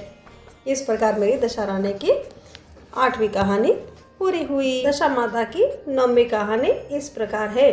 एक वृक्ष पर नर और मादा 2 पक्षी रहते थे। उनके संतान नहीं थी। अन्य पक्षी मादा पक्षी को बोझ कहकर घृणा करते थे। मादा चिड़िया बच्चे न होने के कारण बहुत दुखी रहती थी। एक दिन वह अपनी स्थिति पर विचार करती हुई अकेली नदी के किनारे पर पानी पी गई। वहाँ पर स्त्रियां दशा माता के डोरा ले रही थी। उनका एक डोरा बच गया था। उन्हें कोई उच्च वर्ग की स्त्री नहीं दिखाई दी जिसे वह डोरा दे देती। उन्होंने सोचा कि इस चिड़िया के गले में इस डोरे को बांध देते हैं, यह यहाँ पर रोज आकर कथा सुन लिया करेगी। इसे पूजन की विधि बता देते हैं, यह भी पूजन के दिन पूजा कर लेगी। तदनुसार उन्हें चिड़िया के गले में दशा माता का डोरा बांध दिया और उन्हें समझा दिया कि प्रतिदिन 9 दिन तक यहाँ आकर कहानी सुन लिया करो। 10वें दिन 21 गेहूं के दाने लाकर उसमें से एक दाना दशा माता के नाम से नदी में डाल देना और बाकी 20 दाने तुम स्वयं खा लेना। चिड़िया ने 9 दिन तक नियम पूर्वक दशा माता की कहानी सुनी। 10वें दिन स्त्रियां द्वारा बताई विधि के अनुसार डोरा एक एक गेहूं का दाना नदी में डालकर पारण किया। कुछ दिन के बाद वह चिड़िया के भी बच्चे हो गए। अन्य चिड़ियों को बड़ा आश्चर्य हुआ कि इसे तो बच्चे होते ही नहीं थे, अब बच्चे कैसे होने लगे। वह चिड़िया बोली कि जब मुझे बच्चे नहीं होते थे तो सब मुझे बांझ कहकर दुकारती थी, तब अब मुझे दशा माता की कृपा से बच्चे होने लगे हैं। चिड़ियों ने पूछने पर उसने दशा माता का डोरा लेने का सारा हाल कह सुनाया और पूजा की विधि का भी वर्णन सुना दिया। तब से जंगल की सारी चिड़िया दशा माता की व्रत करने लगी। इस प्रकार मेरी दशा रानी की 9वीं कहानी पूरी हुई। दशा माता की 10वीं कहानी इस प्रकार है। एक सास बहू थी। बहू का पति विदेश था। एक दिन सास ने बहू से अग्नि लाकर भोजन बनाने को कहा। बहू गांव में अग्नि लेने गई, फिर किसी ने उसे अग्नि नहीं दी। कहा कि जब तक दशा माता की पूजा न हो जाएगी अग्नि नहीं मिलेगी। बहू खाली हाथ घर लौट आई और सास से कहा कि गाँव में दशा माता की पूजा हो रही, इसलिए अग्नि सभी ने देने से मना कर दिया। शाम को सास अग्नि लेने के लिए गाँव में गई। तब सब स्त्रियों ने उसे कहा कि सवेरे बहू आई थी, परंतु हमारे यहाँ पूजा हो रही थी, इसलिए हम लोगों ने अग्नि उसे नहीं दी। सास अग्नि लेकर घर घर के दरवाजे तक पहुंची ही थी कि एक व्यक्ति बछड़ा ले आया और उसके पीछे ब्याई कलोरी गाय थी। उससे पूछा कि ये गाय क्या पहलोटी है? आदमी ने कहा कि हाँ, बछड़ा है। सास ने बहू से कहा कि हम तुम भी गंडे ले और व्रत करें। दोनों ने गंडे की पूजा की। सास बहू ने 10-10 अर्थात 20 फेरे बनाए। 21वां एक बड़ा फारा गांव को दिया। पूजन करने के बाद सास बहू दोनों पारण करने बैठी। उस समय बुढ़िया के लड़के ने दरवाजे पर आवाज़ लगाई। सुनकर माँ ने मन में कहा कि मैं पारना कर चुकूंगी, तब किवाड़ खोल दूंगी। बहू ने अपनी थाली का अन्न इधर उधर करके झट पानी पी कर उठ खड़ी हुई और जाकर किवाड़ खोले। पति ने पूछा कि माता कहाँ है? स्त्री ने कहा कि वह तो अभी पारना कर रही है। पति बोला कि इतने दिनों तक न जाने तू कैसी रही। माता लाएगी तभी मैं भोजन जल पीऊँगा। माता पारण कर अपनी थाली धोकर पी चुकी थी। लड़के के पास गई। माता ने थाली परोसी। बेटा भोजन करने बैठा। हाथ में प्रथम ग्रास लिया कि फरों के टकरे जो बहू थाली में फेंक दिए उचक कर उसके सामने आने लगे। उसने माँ से पूछा कि ये क्या है? माँ बोली, बहू जाने। सुनते ही लड़का आग बबूला हो गया। बोला, जिसके चरित्र की तुम साक्षी भी नहीं हो उसको अभी बाहर करो। माता ने पुत्र को हर तरह से समझाया परंतु उसने एक भी न मानी। वह यह कहता रहा कि उसे निकालो, मैं अभी घर में रहूँगा। माँ ने सोचा बहू को थोड़ी देर के लिए बाहर कर देती हूँ, इतने में लड़के का गुस्सा शांत हो जाएगा। उसने बहू से कहा कि देहरी के बाहर जाकर उसारे के नीचे खड़ी रह। जब बहू खड़ी हुई तो उसारा बोला कि दशा माता की विरोधी मैं छाया नहीं दे सकता। वह वहाँ से कचरे पर जाकर खड़ी हुई। जब कचरा बोला कि इतना भार कूड़े का नहीं है कि जितना तेरा है, चल हट खड़ी हो। इस तरह वह जहाँ तहाँ जाती वह हटाई जाती। वह अत्यंत दुखी होकर जंगल में भाग गई। जंगल में भूखी प्यासी फिरती रही। वह एक अंधकूप में गिर पड़ी। एक पर उसे चोट न आई पर वह नीचे जाकर बैठ गई। उसी समय राजा नल शिकार खेलते खेलते वहां आ पहुंचा। उनके साथ सब लोग बिछुड़ गए। वे प्यास के मारे भटकते हुए उसी कुएं पर आए जिससे बहू घिरी हुई थी। राजा नल के भाई ने कुएं में लोटा डाला तो बहू ने उसे लोटे को पकड़ लिया। तब भाई ने राजा से कहा कि उस कुएं में तो किसी ने लोटा पकड़ रखा है। तब राजा ने कुएं के पास जाकर कहा कि भाई, तू यदि पुरुष है तो मेरा धर्म का भाई है, यदि स्त्री है तो मेरी धर्म की बहन है, जो भी हो बोलो। स्त्री ने आवाज़ दी। राजा ने उसे कुएं के बाहर निकलवा हाथों पर बिठाकर अपनी राजधानी में ले आए। महाराज को महलों की और आते देख महारानी को खबर दी कि महाराज आ रहे हैं। एक रानी भी साथ ला रहे हैं। रानी बड़ी दुखी हुई। महाराज सामने आ पहुँचे। तब रानी ने विनय की, महाराज मुझसे ऐसी क्या भूल हुई जो आप मेरे रहते दूसरा विवाह कर लाए? इस पर नल ने हंसकर कहा कि तुम्हारी सौत नहीं, तुम्हारी बहन है। यह सुनते ही रानी का मुंह खिल उठा। राजा ने उसका नाम मुँह बोली बहन रखा। उसके लिए अलग महल बनवा दिया। एक दिन राजा की एक घोड़ी ब्याई। वह मुँह बोली बहन ने अपनी दासियों से पूछा कि घोड़ी पहलोटी ब्याई है या दूसरी तीसरी बार? उन्होंने जवाब दिया कि ब्याई तो प्रथम ही है। तब उसने रानी से कहा कि आओ भावज, हम तुम दोनों दशा माता के डोरे ले। रानी ने पूछा कि किसके डोरे और कैसे डोरे, सो मुझे समझाओ। तब वह बोली, दशा माता के व्रत का यह नियम है कि पहले पहल जब गाय या घोड़ी या स्त्री का प्रसव सुने तब डोरा लेकर व्रत आरंभ करे और व्रत करने के बाद 10वें दिन उस डोरे का पूजन करके विसर्जन करे। इसी के साथ उसने उसको पालने के नियम बतलाए। तब रानी बोली कि ननद, ये कैसा व्रत है? ननद बोली, भाभी तुम्हें मुझे जो चाहो सो कह लो, परंतु व्रत के संबंध में कुछ मत कहो। मैं इसी व्रत के कारण मारी मारी फिरी हूँ, तुम्हारे देश में आई हूँ। ऐसा कहते हुए श्रद्धापूर्वक डोरा लिया। 9 दिन तक 9 व्रत किए और कथाएं सुनी। 10वें दिन विधिवत पूजन किया, गोला फरा बनाए और शाम को पारणा करने बैठी। उसी समय उसके पति को कुछ अनायास प्रेरणा सी हुई और वह अपनी माता से आज्ञा लेकर स्त्री का पता लगाने निकला। घूमता फिरता राजा नल की राजधानी में अपनी स्त्री का पता लगाने लगा। एक कुएं पर उसने औरतों को बातें करते सुना कि एक बोली, राजा हाल ही में मुँह बोली बहन लाए हैं, वह बड़ी ही सुंदर और आजकल इसी का किया हुआ सब कुछ होता है। दूसरी बोली कि जैसे सुंदर है वैसे ही धर्मात्मा भी है, जो उसके दरवाजे पर जाता है सदर इच्छा पर भिक्षा पाता है। तीसरी बोली, यह तो सब ठीक है परंतु वह अब तक भी न पता चला कि वह कौन है। बातें सुनकर वह साधु वेश बनाकर राजा नल के मुँह बोली बहन के महल में द्वार पर पहुंचा और आवाज़ लगाई तो प्रबंधकर्ता उसे भिक्षा देने लगे। उसे भिक्षा लेने से इनकार कर दिया और कहा कि जब भिक्षा देने वाली खुद आकर भिक्षा देगी तब लूँगा। तब लोगों ने उसे कहा कि इस समय वह दशा माता का व्रत करके पारणा कर रही है, तब तक खड़े रहो। वह चुपचाप बैठा रहा। पारना कर लेने के बाद वह मुट्ठी में मोती भरकर लाई, परंतु पति को पहचान कर मुस्कुराती हुई लौट गई। दोनों ने एक दूसरे को पहचान लिया था। रानी ने ननद को मुस्कुराते हुए देखकर पूछा कि आज इस परदेसी को देखकर हंसी हो, इसका क्या कारण है? उसने उत्तर दिया, वह तो हमारे ही घर वाले हैं। रानी ने राजा को कहा कि तुम्हारे मुँह बोली बहन के घर वाले आए हैं। राजा ने कहा कि उनसे कह दिया जाए कि घर जाकर वह अपनी हैसियत से यहाँ आए, तब मैं बहन की विदाई करूँगा। यह वापस चला गया। उसने माता से कहा कि तुम्हारी बहू राजा नल के यहाँ उसकी बहन होकर रहती है, नियम धर्म से दिन बिताती है। तब माता ने आज्ञा दी कि तुम उसे ले आओ। वह डोली का हार आदि के साथ फिर से राजा नल के नगर में गया। राजा ने समधी की हैसियत से उसका स्वागत किया और कुछ दिन मेहमानों की तरह रखकर विधिपूर्वक बहन की विदाई की। जब वह महल के बाहर निकल कर चली गई, तब महल भी उसके पीछे पीछे चलने लगा। रानी बोली, ननद जी तुम चली और मेरा महल भी ले चली, जरा लौट कर पीछे की ओर तो देखती जाओ। उसने देखा कि राजा का संपूर्ण राजसी वैभव लुप्त हो गया। वह स्त्री तो अपने पति के साथ जाकर आनंद से रहने लगी, परंतु राजा नल का यह हाल हो गया कि वह दोनों कमली कतरी ओढ़े फिरने लगे। तब राजा नल बोले कि रानी यहाँ राज किया यह इस दशा में नहीं रह जाता, इसलिए यहाँ से जाना उचित है। रानी पतिव्रता थी। राजा रानी दोनों महल से निकल गए। चलते चलते एक गांव में के पास पहुँचे। वहाँ बेर के वृक्ष के अच्छे बेर लगे हुए थे। राजा रानी भूखे थे। वे बेर बीनने लगे, परंतु बेर लोहे के होते जाते। इस तरह वे राजा व रानी जो वस्तु हाथ में छूते वह कंकड़ और पत्थर इत्यादि होता गया। राजा रानी आगे बढ़े। रास्ते में उन्हें एक बनिया मिला। उसने राजा नल को पहचान कर राजा रानी को आटा दिया। वे आटा लेकर एक नदी के किनारे गए। वहाँ रानी भोजन बनाने लगी और राजा स्नान करने लगा।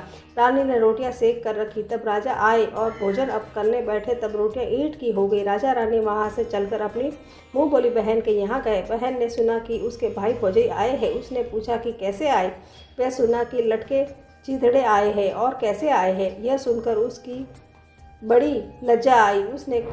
उसने उन्हें एक कुम्हार के यहाँ ठहरा दिया। शाम को थाल सजाकर बहन खुद भावज से मिलने गई। उसने सामने थाल रखा तो भावज ने कहा कि इस थाल में जो कुछ भी हो वह कुम्हार के चक्के के नीचे रख दो और चली जाओ। वह थाल का सामान चक्के के नीचे रख कर चली गई। थोड़ी देर में राजा ने रानी से पूछा कि बहन आई थी? रानी ने कहा कि हाँ आई थी। जो कुछ लाई है मैंने इस चक्के के नीचे रखवा दिया है। राजा ने देखा कि कंकड़ पत्थर के सिवाय और कुछ भी नहीं है। राजा समझ गया कि यह सब कुछ कुदशा है। यह चलकर उस अपने मित्र के घर गए। मित्र ने सुना कि अपने मित्र नल आए हैं, तो उसने पूछा कि कैसे आए? इन लोगों ने कहा कि कमले ओढ़े कतरी बिछावे मांग मांग कर खाना खावे ऐसे आए हैं। मित्र ने दुखी होकर कहा कि कोई हानि नहीं, जैसे आए हैं आखिर मेरे मित्र हैं, उनको महलों में ले जाओ। मित्र ने बड़े आदर के भाव से उनका स्वागत किया, भोजन कराया और एक कमरे में उनके सोने के लिए पलंग बिछवाया। उस कमरे में खूंटी और नौलख का हार टंगा हुआ था। आधी रात के समय राजा सो गए थे। रानी ने देखा कि हार वाली खूंटी के पास वाली दीवार में एक मोर का चित्र बना हुआ है। वह हार को धीरे धीरे निगल रहा है। रानी ने राजा को जगाकर यह दृश्य दिखाया। तब राजा ने कहा कि यहाँ से भी हमें चुपचाप भाग चलना चाहिए, नल तो सवेरे चोरी का कलंक लगेगा, नहीं तो सवेरे चोरी का कलंक लगेगा। राजा रानी दोनों रात को उठकर भाग चले और एक अन्य राजा की राजधानी में पहुँचे। वहाँ सदाव्रत दिया था।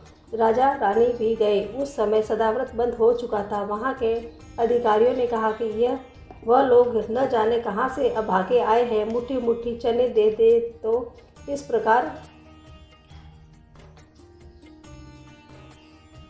प्रकार अनादर और कुवच्छा सहित दान लेना अस्वीकार करते हुए राजा रानी बोले कि ऐसी कंजूसी है तो सदाव्रत देने का नाम क्यों करते हो? इस पर तानाध्यक्ष ने कहा कि राजा को कंजूस कहते हैं, इसको हवालात में बंद कर दो। इस तरह राजा रानी दोनों को कोठरी में बंद कर दिया। जिस कोठरी में राजा रानी कैद थे उसके सामने आम रास्ता था। एक मेहतरानी राजा का घुड़साल को पार हो उसी रास्ते से निकला करती थी। एक दिन वह बहुत देर से निकली। तब रानी ने उसे पूछा कि आज तुमने इतनी देर क्यों लगाई? वह बोली कि आज राजा की घोड़ी पहली बार भी आई है। रानी ने पूछा कि क्या बछेरा हुआ या बछेरी? उसने जवाब दिया बछेरा हुआ है। अच्छी अच्छे साहित्य में हुआ है। तब रानी ने राजा से कहा कि एक बार मैंने तुम्हारी मुँह बोली बहन के डोरे का अनादर किया था, उसी दिन से हमारी दशा बदल गई है, इसलिए आज मैं दशा रानी का डोरा लेती हूँ। राजा ने कहा कि यह पूजा की सामग्री कहाँ से आएगी? रानी ने कहा कि वह दशा रानी सब कुछ करेगी। तब 9 तार राजा की पाग के वह 1 तार अपने आंचल का लेकर रानी ने डोरा बनाया और उसी समय से व्रत ठान लिया। थोड़ी देर के में राजा खुद घोड़ी का बछेरा देखने के लिए उसी रास्ते से निकला। राजा ने नल दमयंती की कोठरी में बंद देखकर पूछा कि ये लोग कौन है और किस अपराध के कारण यहाँ बंद है। पहरेदारों ने कहा कि ये लोग भिक्षा लेने आए थे, आपको गालियाँ देते ही इस कारण इन लोगों को कैद कर दिया गया। राजा ने कहा कि यह तो इनका कोई अपराध नहीं है, इनको संतुष्ट करना चाहिए, इनको अभी कैद से बाहर निकाल दो। राजा ने आज्ञा अनुसार उसी समय नल दमयंती दोनों कोठरी से बाहर निकाले गए। राजा उनके पास पाँव में पद्म थे और माथे पर चंद्रमा का चिन्ह देखकर पहचान गया कि राजा नल और दमयंती है। तब उनके विनीत भाव में क्षमा प्रार्थना की और उन्हें हाथी पर बिठाकर अपने महल में ले गया। कुछ दिनों बाद राजा नल को पूरी सज धज कर अपनी राजधानी की ओर चले। पहले वे अपने मित्र के यहाँ गए। मित्र ने राजा नल के आने की खबर सुनकर पूछा कि मित्र कैसे आए? लोगों ने कहा कि अब की बार तो वो बड़े ठाट बाट से आए। मित्र ने कहा कि अच्छी बात है, आने दो, आखिर मेरा मित्र है। राजा रानी दोनों मित्र के महलों में गए। उन्होंने उनका स्वागत करके उसी स्थान में फिर से उनको डोरा दिया जहाँ वे पहले ठहरे हुए थे। आधी रात के समय राजा सो रहे थे, रानी पैर दबा रही थी। तब उसने देखा कि मोर का चित्र हो जो हार निकल रहा था उसे उगल रहा है। रानी ने राजा को जगाकर दिखाया। राजा ने भी अपने मित्र को बुलाकर वह चित्र दिखाया। तब मित्र बोला कि मैंने न तब तुमको चोरी लगाई न अब लगाता हूँ, यह सब कुदशा का कारण है। आप नीचे रहिए, मेरे मन में कोई मैल नहीं है। मित्र के ऐसा के यहाँ से चलकर राजा मुँह बोली बहन के यहाँ गए। उसने जब सुना कि राजा भैया आए हैं तब पूछा कैसे आए हैं। लोगों ने कहा कि जैसे राजाओं का आना चाहिए वैसे आए हैं। उसने कहा कि उनको। तब रानी बोली आप बहन के घर जाइए, मैं तो उसी कुम्हार के घर जाकर ठहरूंगा। जैसे राजाओं का आना चाहिए वैसे आए हैं। उसने कहा कि उनको मेरे महल में आने दो। तब राजा नल का हाथी बहन के महल की ओर बढ़ा। तब रानी बोली आप बहन के घर जाइए, मैं तो उसी कुमार के घर जाकर ठहरूंगी जिसके यहाँ पहले ठहरी थी। राजा ने कहा कि जिसके कारण इतने दुख उठाए हैं तुम उसी से फिर झगड़ा मोल लेती हो। रानी न मानी, वह कुम्हार के यहाँ ठहरी। राजा बहन के घर गए। शाम को ननद भावच के लिए थाल लगाकर लाई, भावच के सामने रख दिया। तब भावच सोने चांदी के गहने उतार कर रखने लगी और कहने लगी कि खाओ रे मेरे सोने रुपए के गहने कि कुछ गहनों खाओ, हम नंगे भूखे क्या खाएंगे। यह देखकर ननद बोली मुझसे तो जो कुछ हो सका वो सब लाई थी, वही अब भी लाई हूँ। सचमुच चक्का उठाकर देखो तो उसके नीचे मणिमाणिक का ढेर लगा था। रानी देखकर स्तंभ रह गई। वह बोली ननद तुम्हारा कोई दोष नहीं, यह तो सब मेरे कुदशा का ही कारण था। रानी ने ननद का लाया हुआ वह सब सामान कुछ अपनी तरफ से भी दिया, परंतु पूजा का न्योता न दिया। यहाँ से आगे चले, नदी के तट पर पहुँचे तो वहाँ पड़ाव पड़ गया। राजा का रसोड़ा चेताया। जब भोजन तैयार हुआ तब भोजन तैयार हुआ तब राजा भोजन करने बैठे। उस समय वे रोटियां जो ईंट की हो गई थी वे फिर से रोटियां हो गई। तब राजा ने पूछा कि ये सब क्या कौतुक है। रानी बोली कि ये वही रोटियां हैं जो उस दिन अपने काम में न आई थी। मैं यदि आपसे कहती कि रोटियां ईंट की हो गई तो आप न मानते। अब वहाँ से सेना सहित राजा व रानी आगे बढ़े। जब राजा नल की फौज अपनी राजधानी के पास पहुंची तब उन सबको अपने राजा को पहचान कर बड़ा आनंद हुआ। वे उन्हें महलों में ले चले। राजा रानी ने महलों में प्रवेश करके तुरंत ही दशा माता की पूजा का प्रबंध किया और सौभाग्यवती स्त्रियों को आमंत्रित किया। भोग के लिए सब तरह के पकवान बनाए। आटे की बटी हुई 10 बातियाँ, 10 गुड़ या शक्कर की गुजिया और 10-10 अठावियाँ सुहागिनों के आंचल में डाली गई। सुहागिनों का श्रृंगार आदि करके दशा रानी की पूजा प्रारंभ की। कलश स्थापित होकर दिया जलाया गया, वह बत्ती ही न जली। तब पंडितों ने विचार किया कि यदि कोई न्योता पाने वाला न्योते से रह गया हो तो उसे स्मरण किया जाए। उसके आ जाने से दीपक जल जाएगा। रानी ने कहा कि मैंने तो सबको न्योता दिलवाया। फिर मुँह बोली बहन का ध्यान आया, मैंने उसको न्योता नहीं दिया था। तब राजा ने दुर्गतगामी रथ को भेजकर मुँह बोली बहन के बुलवा लिया, सुहागिनों को भोजन कराकर विदा किया। उसी समय राजा ने राज में हुक्म जारी किया कि अब से मेरी प्रजा के लोग दशा माता का व्रत किया करेंगे। भगवती दशा माता ने राजा नल के कष्ट दूर किए, वैसे ही सबके दिन सुधार करना। जय बोलो दशा माता की जय। इस प्रकार मेरी 10 कहानियाँ समाप्त हुई। मैं अब आपको विनायक जी की कहानी सुनाती हूँ, आप ध्यानपूर्वक सुनिएगा। एक अंधी बुढ़िया हुआ करती थी जिसके एक बेटा बहू थे। वह प्रतिदिन भगवान श्री गणेश का पूजन किया करती थी। बुढ़िया माई की पूजा से खुश होकर एक दिन भगवान श्री गणेश ने बुढ़िया माई को दर्शन दिए और कहा कि मैं तुम्हारी निस्वार्थ पूजा से बहुत खुश हूँ, जो तुम्हें मांगना है मांग लो, मैं तुम्हारी कामना पूरी करूँगा। इस पर माई ने कहा कि मुझे तो कुछ मांगना नहीं आता। ऐसे में गणेश जी ने कहा कि मैं कल फिर से आऊँगा, जब तू अपने बेटे और बहू से पूछ ले। ऐसे में बुढ़िया माई अपने बेटे से पूछती है तो बेटा बोलता है कि माई तू धन मांग ले।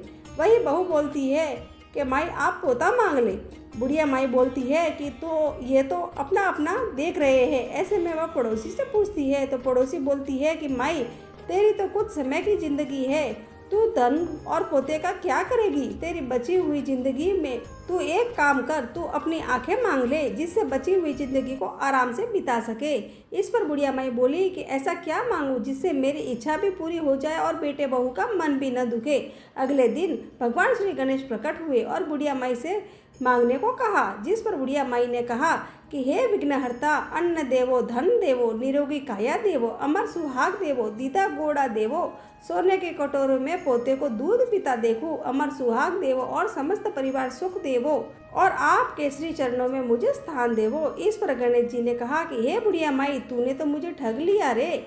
तू तो कह रही थी मुझे कुछ मांगना भी नहीं आता, मैं तेरी सभी इच्छाएं पूरी करूंगा। जिस प्रकार भगवान श्री गणेश जी ने बुढ़िया माई की इच्छा पूरी की, इसी प्रकार सभी की इच्छाएं पूरी करना और सभी पर भगवान का आशीर्वाद बना रहे। जय बोलो विनायक महाराज की जय। मेरे इस वीडियो को आप पूरी तरह से पूरा विश्वास के साथ देखिएगा ताकि सब पर दशा माता रानी की कृपा बनी रहे और सबके कष्ट दूर हो और सब पर माता रानी का आशीर्वाद मिले। जैसा माता रानी ने इन सब पर कृपा की है, वैसे ही हम सब पर कृपा बनाए रखना। जय बोलो दशा माता की जय। 10वें दिन 10 कहानी एक साथ सुनी जाती और फिर दशा माता की आरती की जाती है। इस प्रकार मेरी ये सारी कहानी समाप्त हुई। सभी कहानियों को बोलने के बाद अंत में हमें ये बोलना चाहिए, आड़ी बाड़ी सोना की बाड़ी, जिमे बैठी कान कुआड़ी काई मांगे 36 करोड़ देवता मांगे, बाड़ी सींचा काई होवे, अन्न होए, धन होए, लाज होए, लक्ष्मी होए, बिछड़िया को मेल होए, निपुति को पुत्र होए, सासू को पुरसन, बहू को जीवन, उठ भाई तपसी, जिम भाई लपसी, भाई को थाल, भोजाई को मान, थाने थारी वार्ता रो फल और माने मारो व्रत को फल। अगर आपको यह सारी कहानियाँ पसंद आई है तो आप मेरे इस वीडियो को लाइक करें, चैनल को सब्सक्राइब करें और अपने दोस्तों के साथ जरूर शेयर करें। जय माता दी।